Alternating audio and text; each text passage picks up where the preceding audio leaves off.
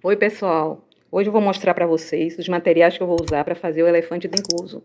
Assim vocês já podem se preparar para o nosso tutorial. O nosso elefantinho dengoso nós vamos precisar de 5 novelos de um tom da linha Balloon Amigo e de mais um novelo de outro tom que vai fazer o contraste. Então, para o corpo, eu vou usar esse tom aqui, que é o 5240, que é esse tom rosé. E para fazer o contraste, no caso, para essa parte interna das orelhas e as patas, eu vou usar esse lilás aqui, que é o número 476. Para fazer os olhos, eu vou precisar de um tom para fazer a íris.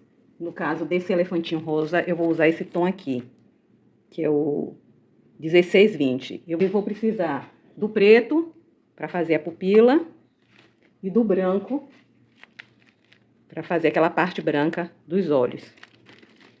Essa borboletinha, eu vou usar esse amarelinho aqui, que eu tenho um restinho, só precisa de um pouco de linha para ela.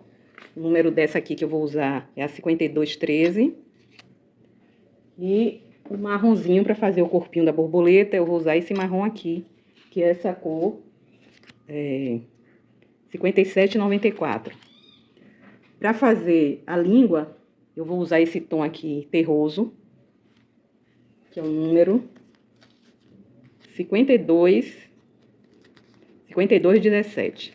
Vou precisar também das articulações. Esse aqui é o número 46, com suas travas. São 5 articulações, que é para os membros superiores, membros inferiores. No caso, né, os membros traseiros, membros dianteiros e para o pescoço. Vou precisar de alguma tinta para poder fazer aqui a decoração da borboleta, e fica ao critério de vocês. Eu coloquei aqui lilazes e azuis, que na hora eu vou decidir qual a cor que eu vou usar. Enchimento acrílico, siliconado, tá? Cola branca ou endurecedor. Os marcadores, agulha 2,5 para esse fio Balloon Amigo. Tesoura, pinça. Vamos precisar de agulha de tapeceiro, sem ponta.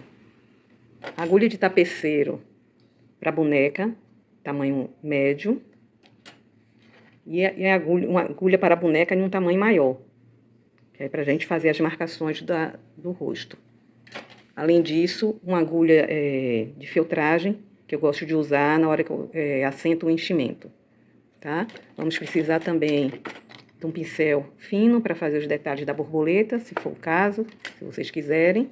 E se vocês forem usar o aplique de borboleta, esse imazinho, que nós vamos precisar de um aqui na borboleta e um aqui na tromba, tá ok? Esses são os materiais que vocês vão precisar. Se gostou, já salva esse vídeo para não perder nada.